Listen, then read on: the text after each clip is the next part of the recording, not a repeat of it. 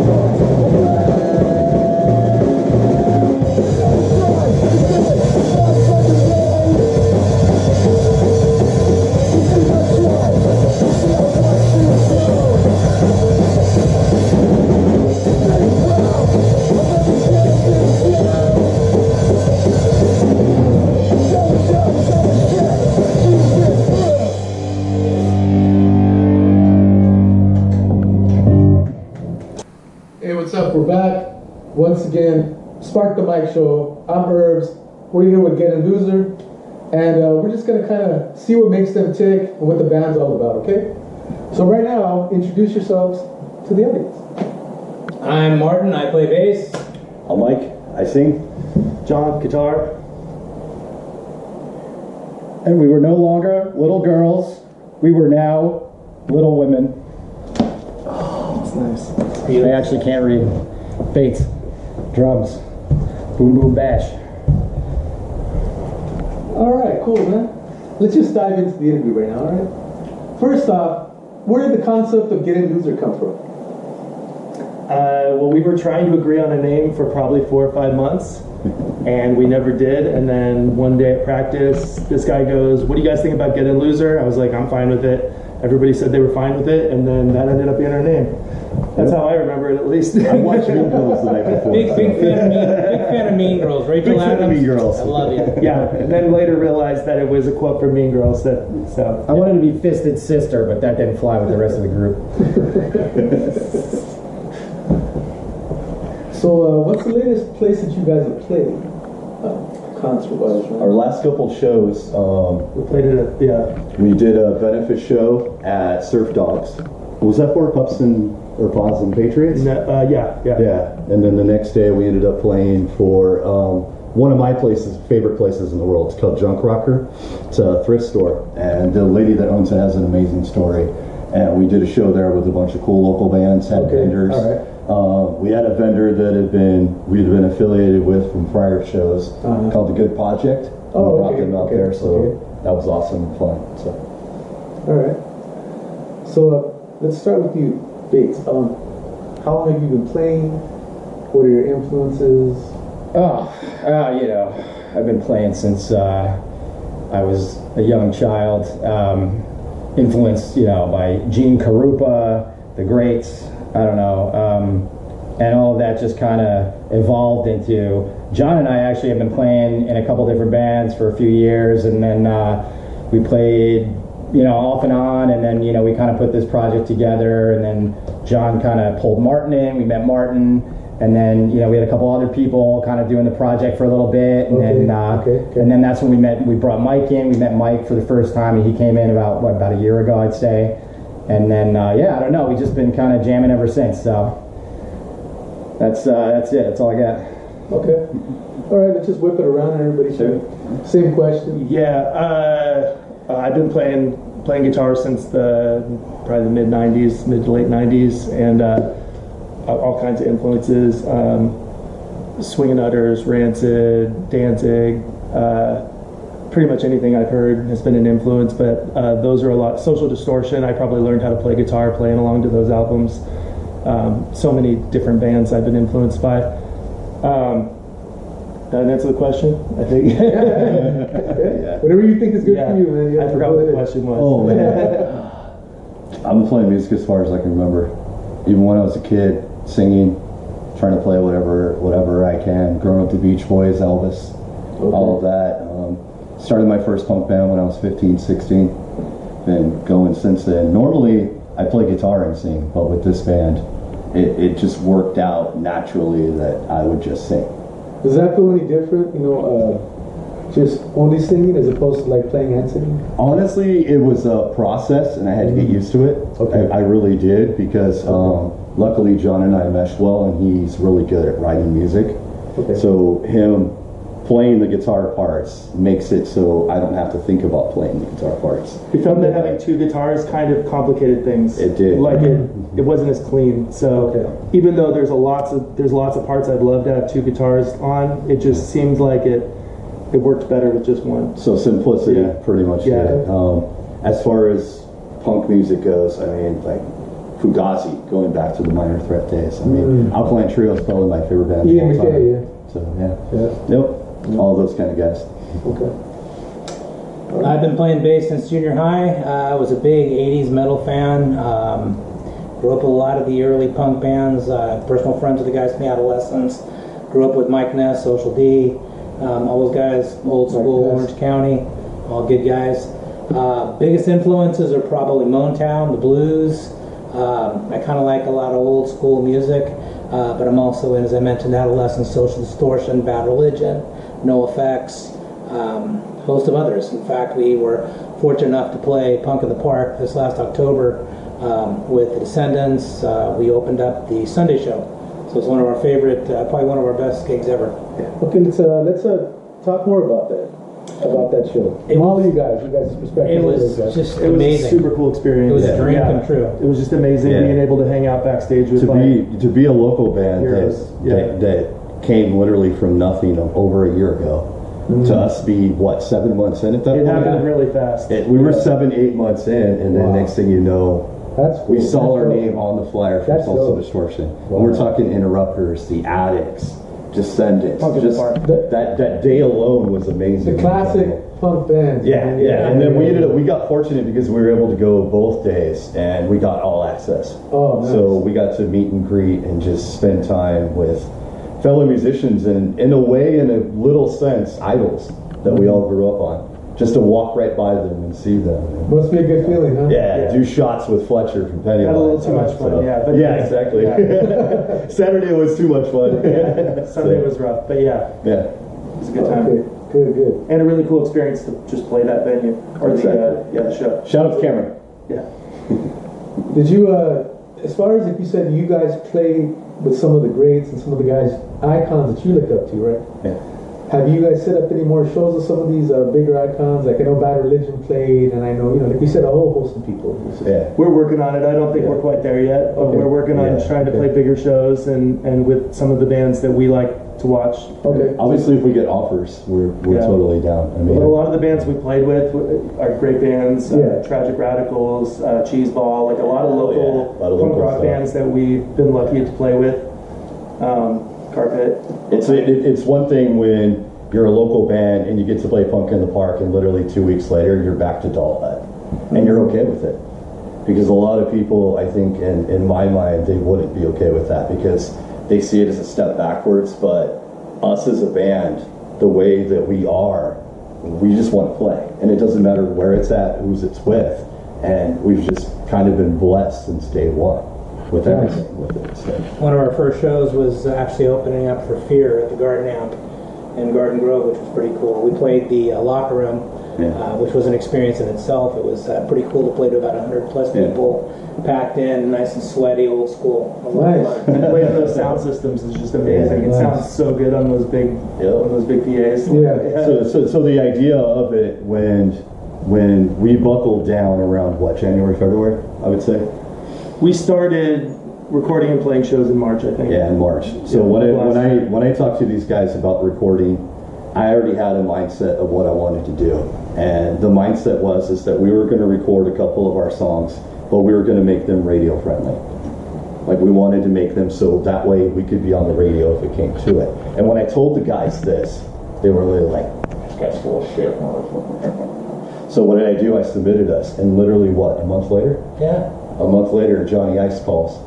Hey, I got a opening coming up with Jack Grisham from TSOO. You guys want to do Stay or Go? And I'm like, yes. Nice. So we ended up doing Stay or Go. We ended up with 90.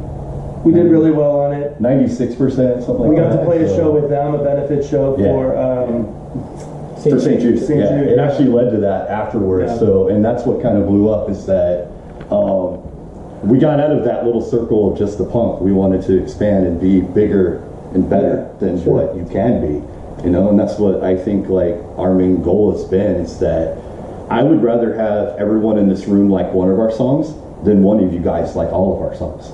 If you think about it in relativity. Yeah. That's just the way any band should be. When you cater to everyone in some little way, that means more because it's getting you out there. It's expressing. Definitely. I just like writing music that I think sounds cool. Exactly. That's it. Yeah. I'm more simple, If it sounds good to you and it sounds cool to you guys, then the crowd's gonna like it. That's how I feel. As long as you love what you're doing, you love your music, you love the way you're connecting with the audience, then that's what's important. That's how I feel. Exactly. Yeah. I love all kinds of all genres of Yeah. music. And all of us have found ways to express ourselves on and off the stage when it comes to it. For me personally, this is my therapy. It really is. Growing up with the things that have happened in life, and we all have problems. We've all had things we've dealt with in life. Yeah, in ways. When you listen to songs like Broken Hearts, well, you can probably guess what that has to do with. Right. When you listen to a song like Shit Show, it deals with all the political bullshit, no matter where you stand. At this fucking point, no matter where you stand in politics, we're all fucked. It's stuff like that, and like Progress, it's about dealing with struggles that you have in life and overcoming them, whether you have friends that back you up or friends that do back you up. Okay. Let's go back to what you were talking about earlier. As far as like radio stuff, I know you guys did something on K-Rock Locals Only. We did, yeah. We were fortunate to be on that too. Fight Club. Yeah. The guy that runs that, he actually was at Punk in the Park, and I had submitted it for Locals Only. And he hit me up. He's like, "I saw you guys at Punk in the Park. Hell yeah!" So he threw us on, and it was awesome. It's a good experience. Do you guys get a lot of reception from that, like from listeners and that, as far as? It's funny, it just kind of pops up here and there. Like right afterwards, nothing like crazy happened, but then like every once in a while someone will offer us something like, "Oh, I saw you Punk in the Park. Can you do this thing?" Or so. Heard you on K-Rock. Yeah, Exactly. Yeah. I think for us it's more of it's on our resume, so to say. Yeah, that's a good way to say it. Well, it's a good feeling when people like recognize you, like, "Hey, you know what? I heard you guys, saw you guys." You know what I mean? That's really good. That's really Ironically, that actually happened to me at Disneyland. I was talking about shows, and the girl behind me, we were getting on the Star Wars ride, the Smuggler's Run, which is the one that you can fly the Millennium Falcon. And I was talking to my wife about the show, and it just came up. So. That's cool. Okay. Shortly after we did the KLOS Stay or Go, we ended up playing with the Mentors in Riverside. Oh, which wow. was a trip in itself. Well, it was obviously Really old school stuff. very old school. Yeah. There was only one of the original guys, the bass player. It was at a driving range. Yeah. A place called Brooks Bar out here. It was a lot of fun though. It was a lot of fun. I love that praise. Yeah. The original bass player was there. I think that cat's probably 72, 73. Oh, wow. Yeah. He's Was there a good turnout for the show? Yeah, it's a great turnout.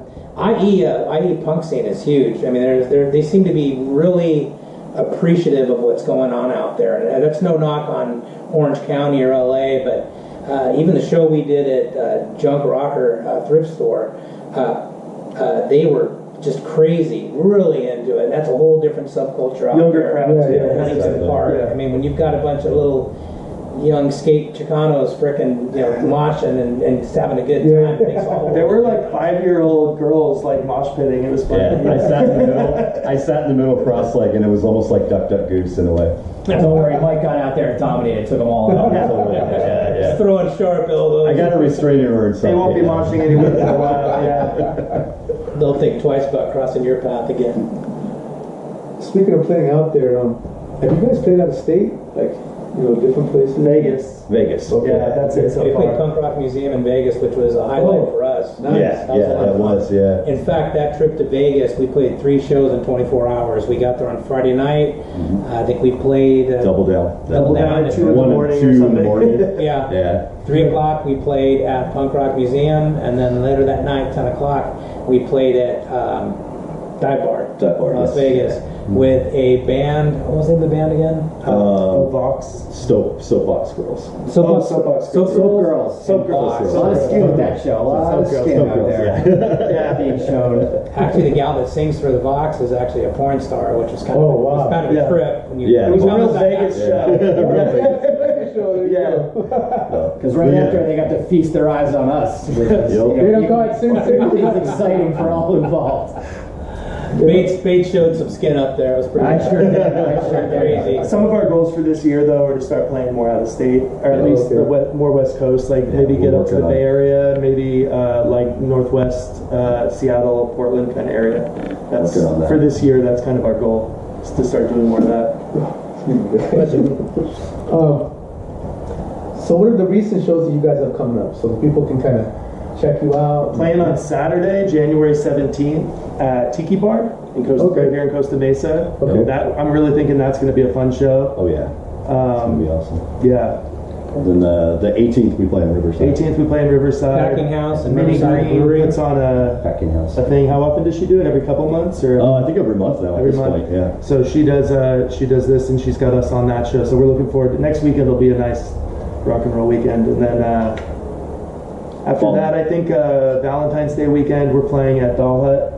That should be a fun one. Okay. playing with Space Zombies, some other bands. That should be a good time. You got recording between those. Yeah, we're Two gonna be recording trying to sessions. record more because last year we wrote those 2 songs for a little bit too long, probably. I know you guys have an album out, right? You guys do? No. Right now we only have 2 songs out. Yeah, okay. but the third The one will be, EP, well, the EP. sure, yeah. EP. And then Out tonight. Yeah, tonight we'll have another one out, and then hopefully we'll start releasing more regularly in the Yeah. future. Yeah. Okay, cool. Last year we really focused on like playing shows. This year I think we're gonna try and get some of that other stuff done, that so people can listen to us on streaming and that kind of stuff. Nice, Yeah. nice. So where can they check you guys out at? Let the audience know, like, all the platforms. Yeah, so we're on all the streaming, Apple Music, Spotify, all that stuff. Yeah, Pandora, Amazon, Yeah, all that everything. stuff we're on, and then